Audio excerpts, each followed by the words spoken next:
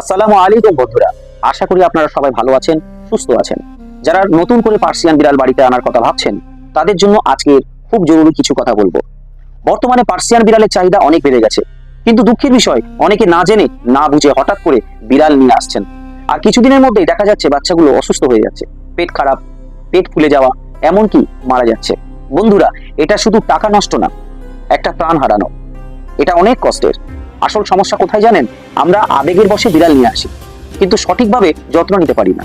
হঠাৎ বেশি খাবার দিয়ে কি খাওয়াতে হবে জানি না, সময় মতো ঔষধ বা যত্ন নিতে পারি না।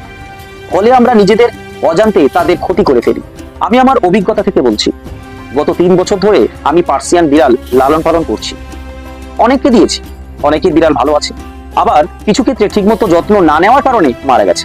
তাই একটা কথা মনে রাখবেন, বিড়াল পালন মানে শুধু আদর নয়, দায়িত্ব। আর একটা গুরুত্বপূর্ণ কথা, আপনি যেখান থেকে বিড়াল নিচ্ছেন সেখানকার খাবার ও রুটিনটা জেনে নিন। ছোটবেলা থেকে যেটাতে অভ্যস্ত সেটাই আগে দিন।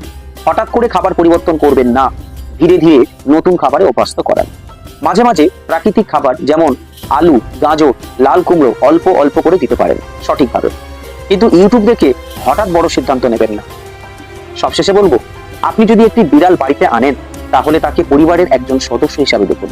তাকে বুঝে, সময় দিয়ে, সঠিক যত্ন নিয়ে বড় করুন। তাহলেই আপনার বিড়াল সুস্থ থাকবে, আর আপনি থাকবেন নিশ্চিন্ত। ধন্যবাদ বন্ধুরা। আরো এমন গুরুত্বপূর্ণ তথ্য পেতে আমার সাথে থাকুন।